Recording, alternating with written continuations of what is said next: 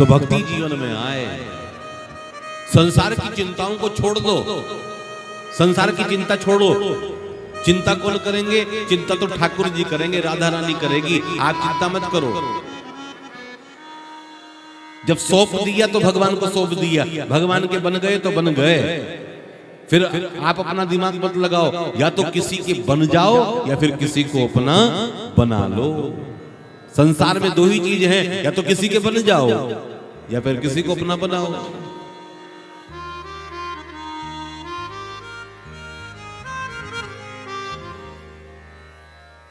मन छोड़ दे जग की चिंता,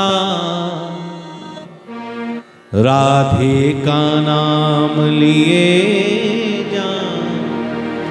वो अपना काम करेगी, तू अपना काम किए जा। मन छोड़ दे जग की चिंता, राधे का नाम लिए जा। वो अपना काम करेगी, तू अपना काम किए जा। वो अपना काम करेगी, तू अपना काम किए जा। मन छोड़ दे जग की चिंता, राधे का नाम लिए जा। वो अपना काम करेगी, वो अपना काम किए जा। वो अपना काम करेगी, तू अपना काम किए जा।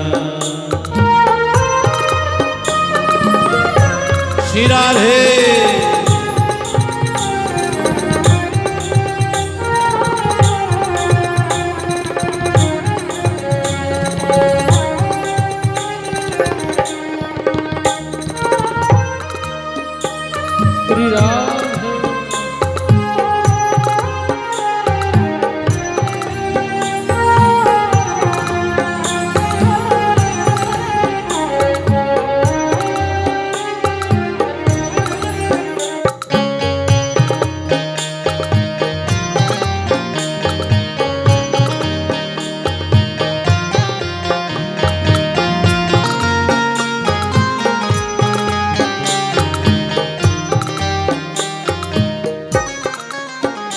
राधे बरसाने वाली सब रसिकों की है प्यारी। सब बोले मिलकर गाए, श्री राधे राधे प्यारी। राधे बरसाने वाली सब रसिकों की है प्यारी। सब बोले मिलकर गाए, श्री राधे राधे हमारी। श्री राधे राधे हमारी, श्री राधे राधे हमारी। मन छोड़ दे जग की चिंता, राधे का नाम लिए जा। वो अपना काम करेगी, तू अपना काम किए जा। वो अपना काम करेगी, तू अपना काम किए जा। जय हो।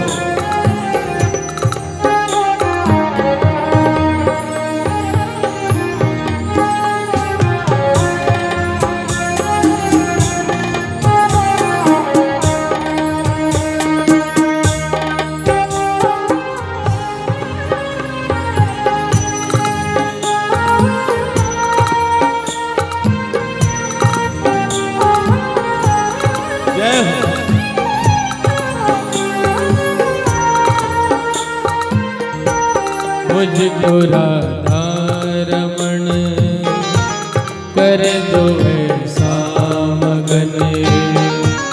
मुझको राधा रमण कर दो ऐसा मगन, जपूं मैं तेरा नाम ये आठों याम, जपूं मैं तेरा नाम ये आठों याम, मुझको राधा रमण कर दो ऐसा मगन, मुझको राधा रमण कर दो ऐसा मगन। बरसाने की राधा रानी, बरसाने की राधा प्यारी, वृंदावन के कुंज बिहारी, वृंदावन के कुंज बिहारी। मन छोड़ दे जग की चिंता, राधे का नाम लिए जा, वो अपना काम करेगी, तो अपना काम किए जा, वो अपना काम करेगी, तो अपना काम किए जा। राधे राधे राधे राधे राधे राधे राधे राधे राधे राधे राधे राधे राधे ओ राधे राधे राधे राधे राधे राधे राधे राधे राधे राधे राधे राधे श्री राधे राधे राधे राधे ओ राधे राधे राधे राधे राधे राधे राधे राधे राधे राधे राधे राधे राधे राधे राधे राधे। मन छोड़ दे जग की चिंता, राधे का नाम लिए जा, वो अपना काम करेगी, तू अपना काम किए जा, वो अपना काम करेगी, तू अपना काम किए जा, वो अपना काम करेगी, तू अपना काम किए जा, तू अपना काम किए जा, तू अपना काम किए। श्री राधे। मन छोड़ दे जग की चिंता,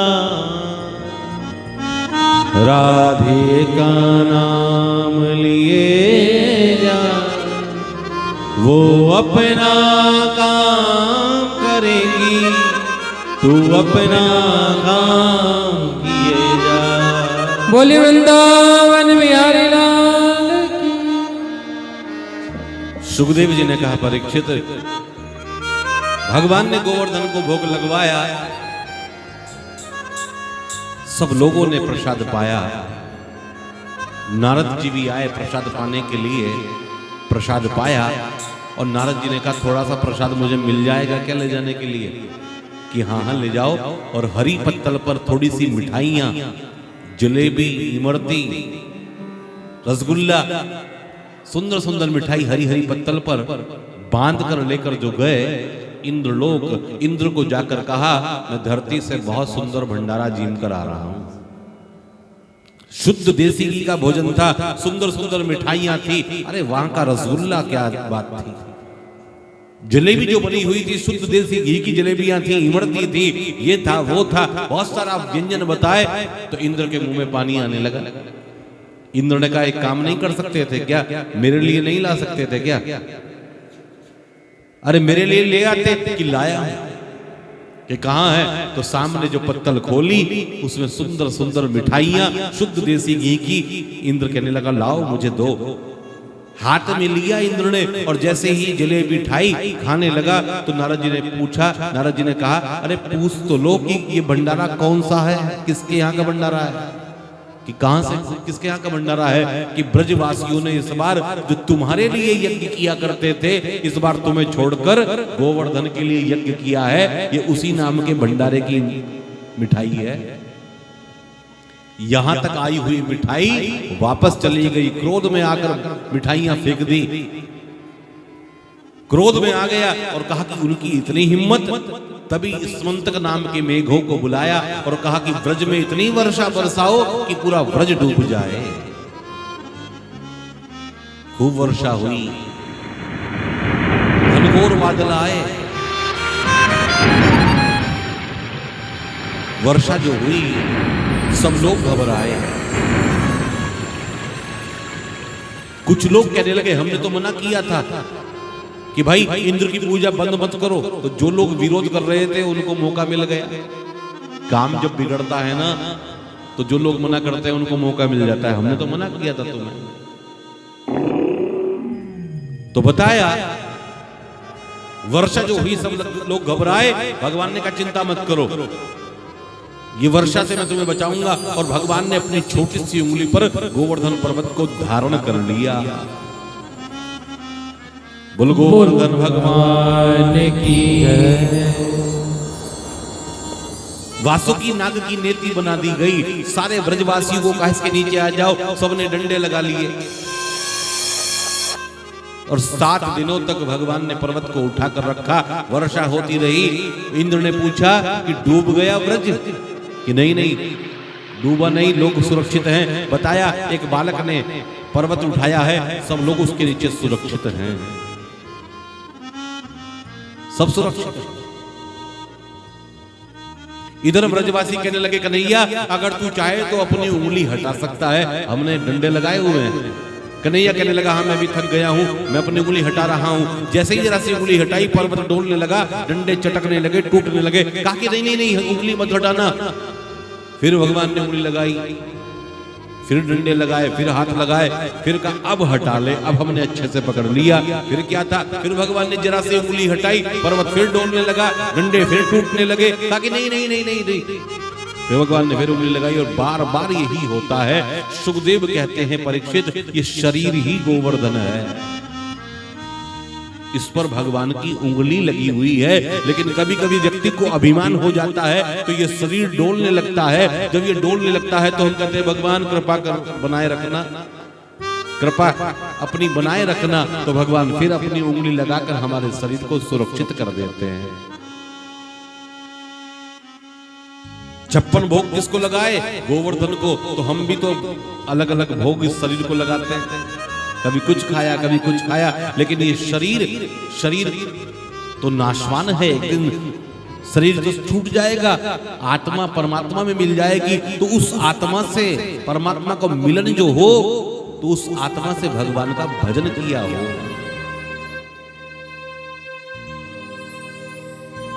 इसलिए कभी अभिमान ना हो, क्योंकि अभिमान पतन का कार्य होता है। अभिमान करोगे तो पतन प्रारंभ हो जाएगा। मैंने बहुत लोगों को देखा है, बहुत पैसा है लेकिन फिर भी इतने सरल हैं कि बिल्कुल सरल लगते ही नहीं। और बहुत से ऐसे व्यक्ति होते कुछ नहीं, दिखाते बहुत कुछ है। तो जीवन में कभी अभिमान मत करना। भगवान ने सब कुछ दिया है तो भगवान का बारंबार धन्यवाद करो कि भगवान तूने मुझे दिया है ना, बड़ी कृपा है, मैं इस योग्य नहीं था, तूने मुझे बहुत दिया है। जब ये कहना प्रारंभ करोगे तो भगवान बड़े प्रसन्न हो जाएंगे। भगवान का धन्यवाद करना सीखो। लेकिन हमारी और आपकी आदत क्या पड़ गई है, हमेशा रोते ही रहते हैं, ये नहीं मिला वो नहीं मिला। अरे जो मिला उसका धन्यवाद तो करो। बच्ची को कुछ सामान ला कर दो और बच्चा उसको पटक दे, एक तरफ फेंक दे, तो आपको कैसा लगेगा कि मैंने तो इतना कीमती तोहफा इसको ला कर दिया और इसकी वैल्यू नहीं समझ रहा है। फिर वो तुमसे मांगेगा ना, वो कहेगा कि नहीं नहीं यार तुम वैल्यू नहीं समझते। और बच्चा अगर अपने माँ बाप को कह दे कि आपका बहुत बहुत शुक्रिया, आपने मुझे इस लायक समझा, तो फिर क्या होगा, मन में प्रसन्नता आएगी और आप अधिक से अधिक बच्चे के लिए बहुत कुछ लाने का प्रयास करोगे। बच्चा ले भी और आंखें भी दिखाए कि तुमने क्या किया मेरे लिए। भाई हमने कुछ नहीं किया तेरे लिए, हम तो बेवकूफ के बेवकूफ रह गए। तो धन्यवाद करना सीखो। विवेक विहार में यहीं पर रानीपुर मोड़ पर मैं बहुत सारी कथाएं कर चुका हूं। वहां पर उस कॉलोनी में, आपकी कॉलोनी में तो पहली बार प्रवेश हुआ है। तो विवेक विहार में एक माताजी हैं, भाटिया परिवार की। तो उन्होंने मुझसे कथा कराई। कथा हो गई, श्रीमद् भागवत कथा हो गई। उनका संकल्प था कि पंडित जी आपसे ही करानी है। मैंने कहा हम कर देंगे। कथा पूरी हो गई, उनके मनोरथ पूरे हो गए। जिस कामना से कथा उन्होंने कराई थी वो उनके काम भी बन गए। और एक दिन उनका फोन आया 2-4 साल बाद मेरे पास कि पंडित जी मैं बोल रही हूँ। मैंने कहा कौन बोल रही हो? अब मेरे पास नंबर नहीं था उनका। कहा कि मैं बोल रही हूँ विवेक विहार से, जिनके आपने कथा की थी। मैंने कहा हाँ माता जी बोलिए कि कथा करनी है दोबारा से। मैंने कहा क्यों करनी है कथा? कथा तो हो गई थी आपके यहाँ की। नहीं, भगवान का धन्यवाद के रूप में कथा करनी है कि मेरे सारे मनोरथ पूरे हो गए हैं और भगवान की कृपा मेरे पास है। मेरे पास पैसा बहुत है, 4 लड़के हैं, पैसा मैं उनको देकर जाऊंगी। मरने वाली हूं मैं, मेरी उम्र का कुछ पता नहीं। पैसा तो उनको देकर जाऊंगी, लेकिन मैं सोचती हूं कि अपने जीते जी और थोड़ा सा पैसा भगवान के चरणों में अर्पित कर दूं। मैंने फोन सुना। मैंने कहा जब माता जी भगवान कृपा करेंगे तो हो जाएगी। कहा कि नहीं आप डेट निकाल दो और कथा करनी है। मैंने फोन रख दिया और मैं अपने काम में व्यस्त हो गया। मुझे लग रहा कि भाव में आकर माता जी ने फोन कर दिया होगा। 2 घंटे बाद फिर फोन आया कि पंडित जी आपने डेट निकाली। मैंने लगा कहा माता जी निकाल देंगे। और अगले दिन फिर सुबह फोन आया। जब सुबह फोन आया तो फिर मैं भी सीरियस हुआ। मैंने कहा ये तो माता जी चाहती हैं वाकई कथा करानी। फिर मैंने प्रत्युष को भेजा। मैंने कहा जाओ माता जी से मिलो। प्रत्युष गए, उनसे मिले और उन्होंने यही कहा कि एक तो कहा कि पंडित जी का धन्यवाद कि उन्होंने मुझे इतनी अच्छी कथा सुनाई, एक एक शब्द समझ में आया। और दूसरा धन्यवाद परमात्मा का कि उसने मुझे इस योग्य बनाया कि मैं पुनः कथा करा रही हूँ और बारंबार धन्यवाद देना चाहती हूँ। तो ऐसे ऐसे लोग भी संसार में हैं जो धन्यवाद के रूप में भगवान की कथा भी कराते हैं। तो ये तो कृपा है। आपके जीवन में भी कृपा हो जाए तो भगवान की कथा कभी अवसर मिले, आप ये मत समझना कि मैं इस योग्य नहीं हूं। आप मन में दृढ़ संकल्प लेकर रखना कि मुझे कथा करानी है। फिर देखो किसी न किसी रूप में आपके घर पर कथा हो जाएगी। अब ये कोई जरूरी नहीं कि हम करेंगे, क्या पता कोई भी कर दे, किसी भी स्तर पर कर दे, लेकिन मन में संकल्प आना चाहिए। मन में संकल्प आएगा तो जीवन में साकार भी होगा। अब मन में ही नहीं आएगा तो साकार कैसे होगा? अरे कोई घर बनाना हो, कोई गाड़ी लेनी हो, यहाँ तक कि कोई मोबाइल भी लेना हो तो पहले हम सोचते हैं मन में कि कैसा घर बनाना है, तभी तो संसार में घर बनता है। कौन सा टीवी लेना है, कौन सी गाड़ी लेनी है। ऐसा नहीं होता कि कोई गाड़ी के शोरूम में गए और हमने कहा कि कोई सी भी गाड़ी दे दो। उसको सर्च करते हैं, देखते हैं, मन में विचार करते हैं। तो उसी तरह से परमात्मा की कृपा भी, भागवत का भी मन में विचार आना चाहिए।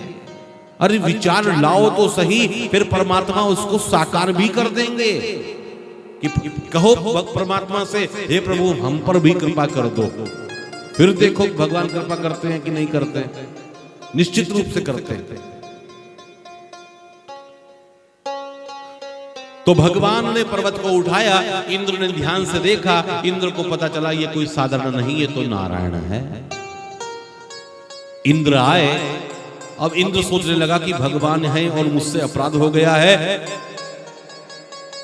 तो भगवान की सबसे प्रिय चीज लेकर जाऊं तो भगवान को क्रोध नहीं आएगा। तो भगवान को क्रोध नहीं आएगा तो भगवान की प्रिय चीज क्या है? भगवान की प्रिय चीज है गाय। तो गाय लेकर आया इंद्र और भगवान को गाय समर्पित की और गाय के दूध से भगवान का अभिषेक किया और भगवान का नाम पड़ गया गोपाल। भगवान का नाम यहां से गोपाल पड़ गया। क्षमा मांगी इंद्र ने कि मुझे अभिमान हो गया था, मैं सोच रहा था कि सब कुछ मैं ही करता हूं, लेकिन प्रभु आप ही करने वाले हो। भगवान ने इंद्र को क्षमा किया। इंद्र चले गए स्तुति कर कर, सबको बाहर निकाला। और पर्वत को नीचे रखा और स्वयं बाहर आ गए। तो ग्वाल बाल कहने लगे, लोग कहने लगे, भाई कन्हैया तू तो वाकई भगवान है, तेरे सामने इंद्र भी हाथ जोड़ रहा था, तू वाकई भगवान है। कभी कभी लगता है कि तू साधारण कन्हैया है, लेकिन कभी कभी लगता है तू भगवान है, क्योंकि तेरे सामने इंद्र हाथ जोड़ रहा था और तूने इतने भारी पर्वत को 7 दिन तक कैसे उठाया। भगवान ने कहा, कन्हैया ने कहा, अरे मैं कोई भगवान नहीं हूं, मैं तो साधारण सा ग्वाला हूं। अब भगवान सोचने लगे कहीं ये मुझे भगवान न मानने लगे, क्योंकि भगवान मानेंगे तो फिर लीला कैसे होगी। कहा कि मैं भगवान नहीं हूं, ये तो मेरे गुरुदेव ने, मेरे देवता ने मुझे मंत्र दिया है। मुझे मंत्र जो दिया है, जब मैं मंत्र पढ़ता हूं तो सामने वाले की शक्ति मेरे अंदर आ जाती है। उसी शक्ति का मैंने प्रयोग कर दिया कि जब मैं मंत्र पढ़ता हूं तो सामने वाले की शक्ति मेरे अंदर आ जाती है, इसलिए मैंने पर्वत उठा लिया। ग्वाल बाल कहने लगे, अच्छा पहले तो तू माखन चुराता था, अब तू शक्ति भी चुराने लगा कि हाँ मैं मंत्र पढ़ता हूं तो सामने वाले की शक्ति मेरे अंदर आ जाती है। तो ग्वाल बाल कहने लगे, हम भी तो कई दिनों से कमजोरी सी महसूस क्यों हो रही है। कछु माखन को बल बड़ो, कछु गोपन की सहाय, श्री राधा जी की कृपा से मैंने गिरिवर लीन उठाए। अरे ये तो कुछ माखन का बल है, कुछ तुम लोगों की कृपा है और कुछ राधा रानी की कृपा है जो मैंने ये पर्वत उठा लिया, वरना मैं कहां इस लायक जो पर्वत उठा लूं। भगवान सब कुछ करते हैं, लेकिन कर्तापन का अहंकार भगवान में नहीं। हम कुछ नहीं करते, हम और आप कुछ नहीं करते, लेकिन अभिमान इतना होता है, अरे ये काम तो मैं करता हूं, चुटकियों में कर दूं। नहीं भाई, अभिमान मत करना, परमात्मा ही करते हैं, हमारे माध्यम से परमात्मा कराते हैं।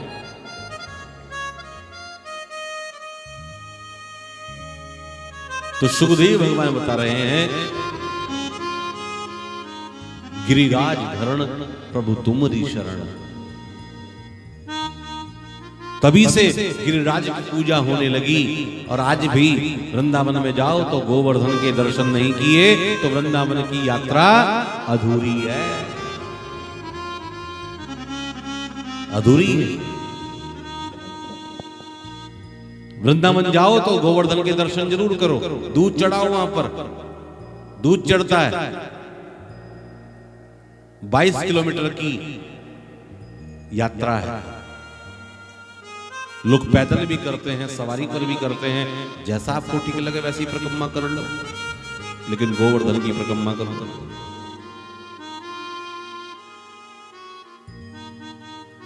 गिरिराज धरण प्रभु तुम्हारी शरण, गिरिराज धरण प्रभु तुम्हारी शरण, गिरिराज धरण प्रभु तुम्हारी शरण, गिरिराज धरण प्रभु तुम्हारी शरण, प्रभु तुम्हारी शरण, श्री जी तुम्हारी शरण, प्रभु तुम्हारी शरण, श्री जी तुम्हारी शरण, प्रभु तुम्हारी शरण, श्री जी तुम्हारी शरण, प्रभु तुम्हारी शरण, श्री जी तुम्हारी शरण, गिरिराज धरण प्रभु तुम्हारी शरण,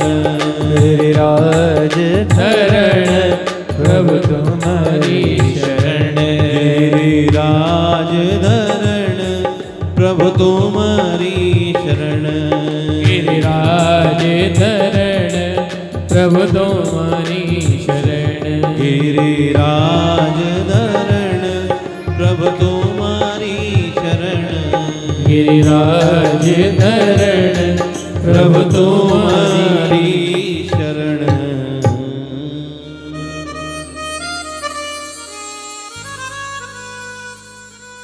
सुखदेव भगवान कहते हैं, परीक्षित ने कहा